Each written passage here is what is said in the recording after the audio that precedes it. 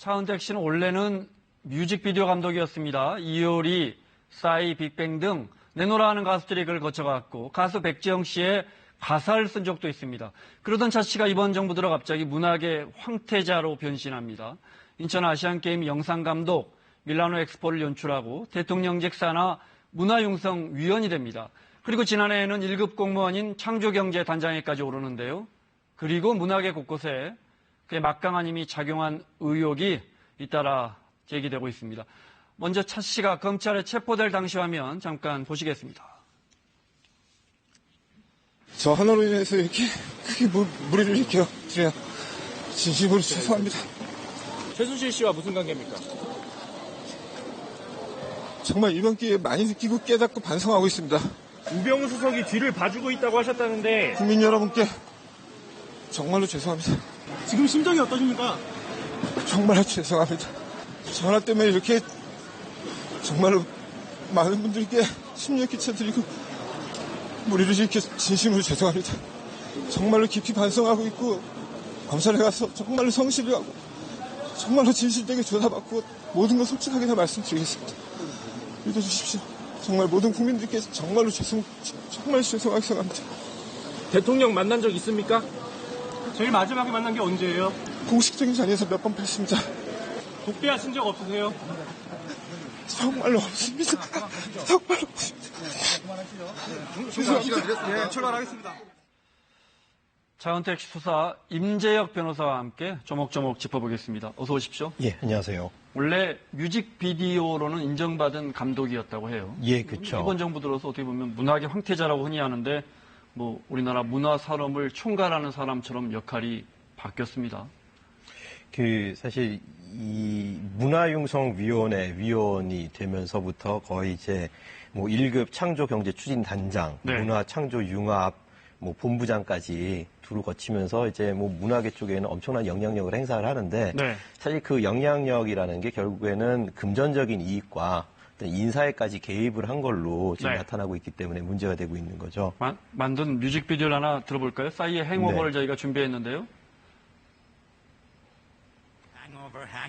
차은택 씨가 직접 만든 뮤직비디오입니다. 우리 국민들에게 매우 낯익은 뮤직비디오인데 이후에 이제 이번 정부 들어서 각종 문화 산업에까지 그의 힘이 미치는데 자 이제 차은택 씨 구체적으로 어떤 혐의 받고 있는지 하나씩 여쭤보겠습니다. 포스코 계열 광고 회사가 매물로 나와서 네. 어떤 회사가 이걸 인수했는데 네. 그 회사를 뺏으려 했다는 의혹이 있어요. 네, 그렇죠. 그렇습니다.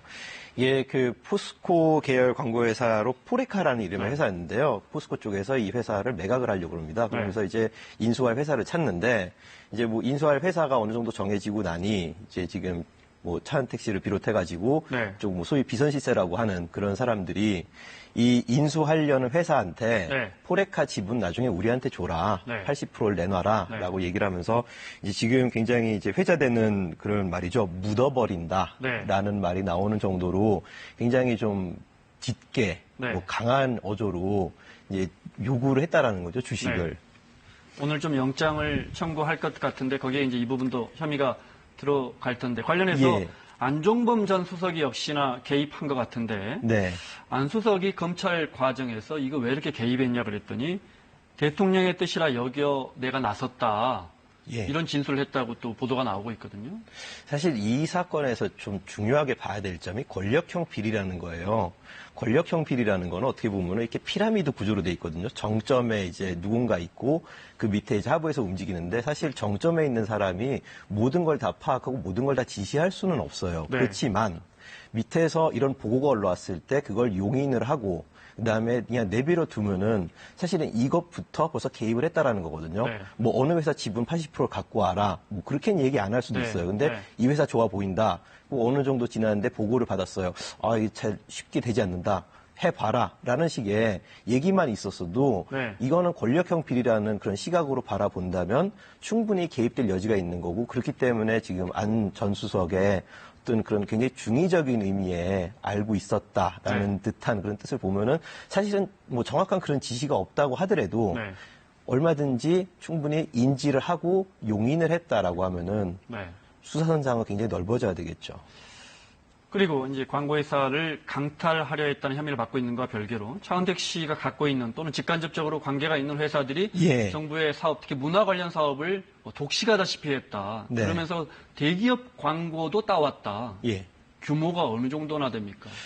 지금 나오는 얘기가 일단은 이게 문화창조융합 벨트라는 게 있습니다. 네. 그 사업을 위한 어떤 예산이 있는데 네. 그 예산이 3년 사이에 57%가 증액이 돼요. 네. 그중에 그 액수가 거의 7천억에 가까이 되는데 지금 벌써 한 1,000억 정도가 집행이 됐다 그러고 그 예산이 집행되는 과정에서 상당 부분이 지금 이제 차 씨가 운영하거나 네. 아니면은 깊이 개입돼 있는 회사들이 이제 관여돼 있다라는 거죠. 네. 차 씨가 직접 운영하거나 개입한 회사들 저희가 그래픽으로 준비했는데요. 네. 그래픽 화면 보면서 말씀 이어가겠습니다.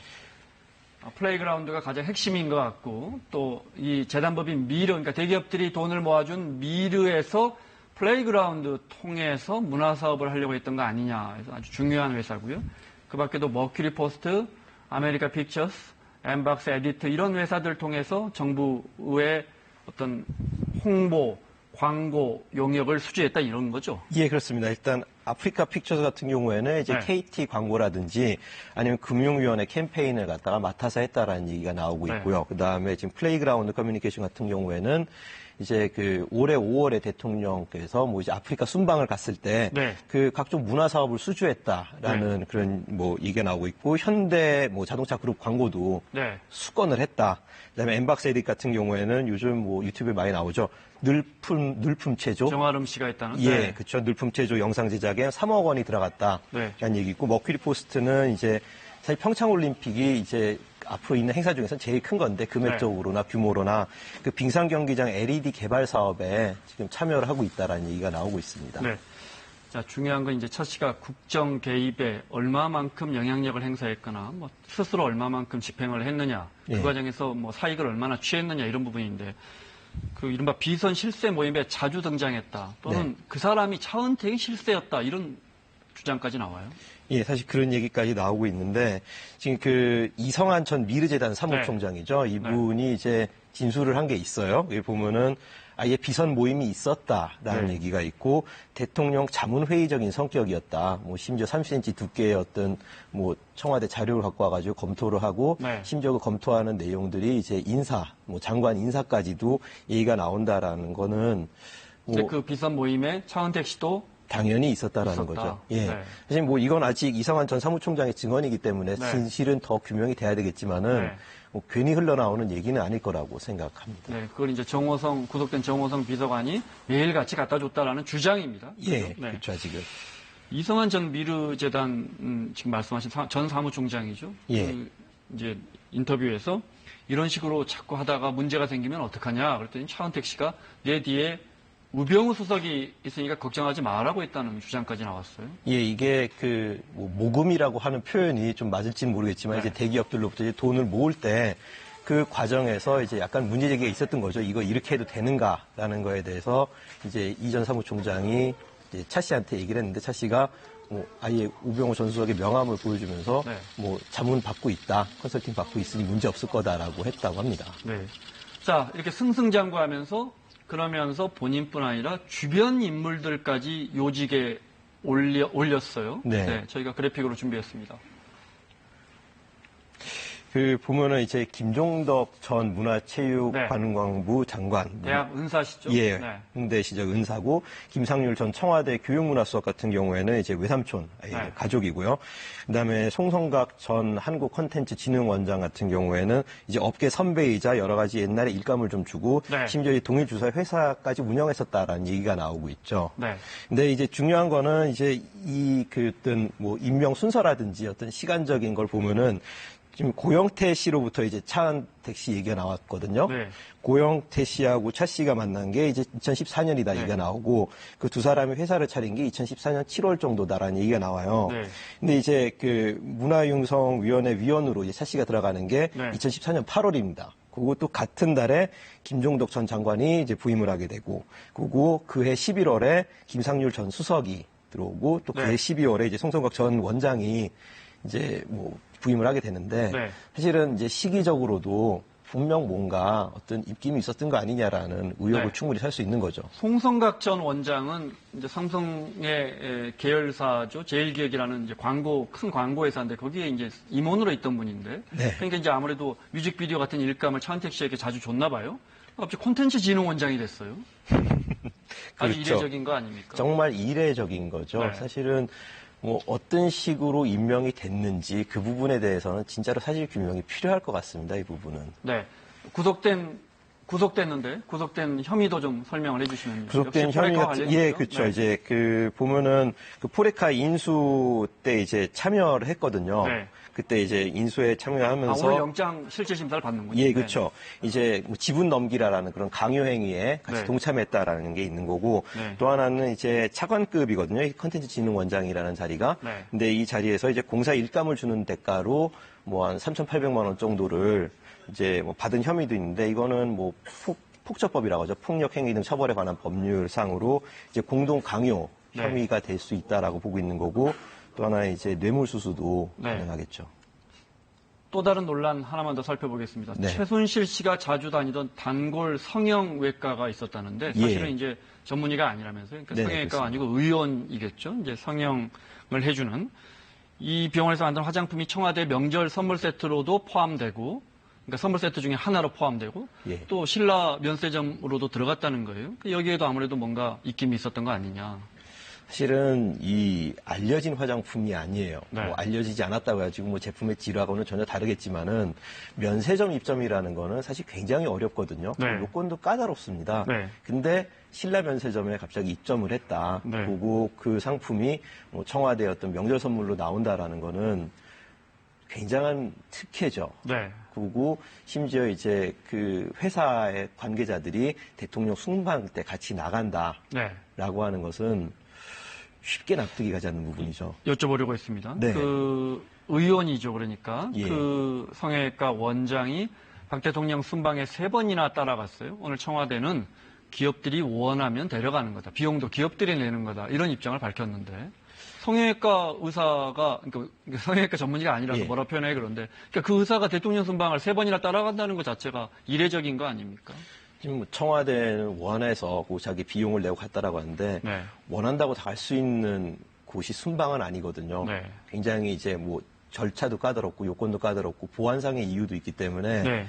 이제 정말 철저하게 검증을 하고 갈 수 있는 곳이 순방인데 네. 이렇게 3번씩 그것도 성형외과 전문의도 아닌 이제 어떤 최순실 씨가 자주 다니던 성형외과와 관련된 네. 뭐 원장 및 이제 그 기타 이제 그 파생적으로 만든 회사의 관계자들이 따라갔다는 거는 좀 이례적이죠. 네. 매우 이례적이죠. 근데 조원동 전 경제수석이 이 성형외과의 해외 진출을 도와라고 했다는 또 폭로가 나왔어요. 이건 또 뭡니까?